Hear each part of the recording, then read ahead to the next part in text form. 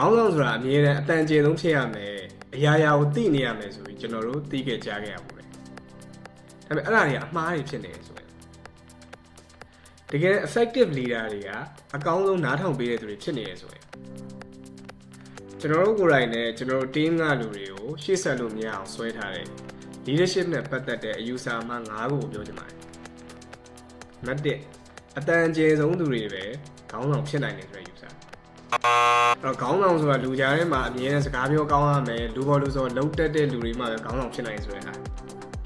ဒါအမြဲတမ်းမမှန်ပါဘူးတကယ် leadership မှာအတန်ကျေတာထက်လွှမ်းမိုးနိုင်မှု influence ကအဓိကချက်ဒီသူတေသနာတွေမှာလည်းဒီတက်ကြွတဲ့ team တွေကိုဥဆောင်တဲ့အခါမှာအေးဆေးဆေးဖြစ်တဲ့ခေါင်းဆောင်တွေကပို့ပြီးအောင်နေတာကိုတွေ့ရတယ်ဘာဖြစ်လို့လဲဆိုတော့သူတို့ကကို team ကလူတွေရဲ့ idea တွေတေချာနားထောင်ပေးတယ်တုံတန်လည်းဝင်မရှုံး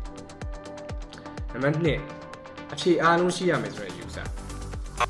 ခေါင်းဆောင်တယောက်ကပြဿနာဖြစ်လာပြီဆိုတော့အဖြေအမြဲဆုံးပေးနိုင်ရမယ်အရာရာကိုသိနေရမယ်ဆိုတဲ့ဟာအခုနောက်ပိုင်းပို့ပြီးတော့မမှန်တော့ဘူးပေါ့နော်အဲ့ AI ခေတ်မှာနေတိုင်းကအသစ်တွေဖြစ်နေတာအသစ်တွေထွက်နေတာဖြစ်တဲ့အတွက်တယောက်တည်းကနေအကုန်လုံးသိမှုတော့ဖြစ်နေနောက်ပြခေါင်းဆောင်ဆိုတာအဖြေပေးတဲ့သူဆိုတာထက်အဖြေရဖို့ကူညီပံ့ပိုးတဲ့ facilitator ဖြစ်ရဒါကြောင့်မလို့ဟိုလက်တွေ့မှာပေါ့ခက်ခဲတဲ့ပြဿနာတွေမိခွန်းတွေကြုံရလို့ရှိရင်ဒါမျိုးပြောလို့ရတယ်ကျွန်တော်စီမှာလောလောဆယ်တော့အချက်လက်အကုန်ရှိသေးဘူးဒါပေမဲ့အဖြေရဖို့ဘယ်လိုလုပ်မလဲဆိုတာကိုအတူတူစဉ်းစားရအောင်ဆိုပြီးတော့ခေါင်းဆောင်မှုဆိုတာမွေးရပါဆိုတဲ့ယူဆအဲ့တော့ဥဆောင်နိုင်တဲ့စွမ်းရည်ကမွေးရပါရည်ချင်းဖြစ်တယ်တင်လို့မရအောင်ဆိုတဲ့ဟာ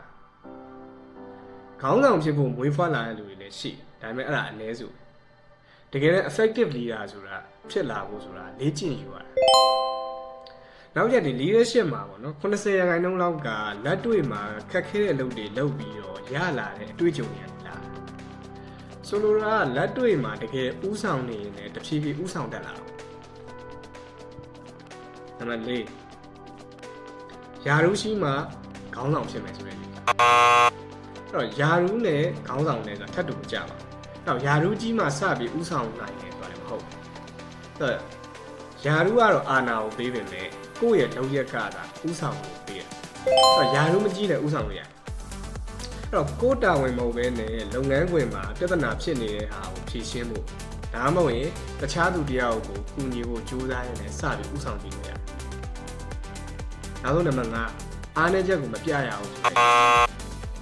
အမားကိုဝန်ခံတာဒါမှမဟုတ်ရင်ကူညီတောင်းတယ်ဆိုတာအားနည်းချက်တွေဖြစ်တယ်နော်အဲ့လိုလုပ်မယ်ဆိုရင်ဟိုကိုယ့်ဘော respect ရောမယ်ဆိုပြီးထင်တဲ့ဟာဒါ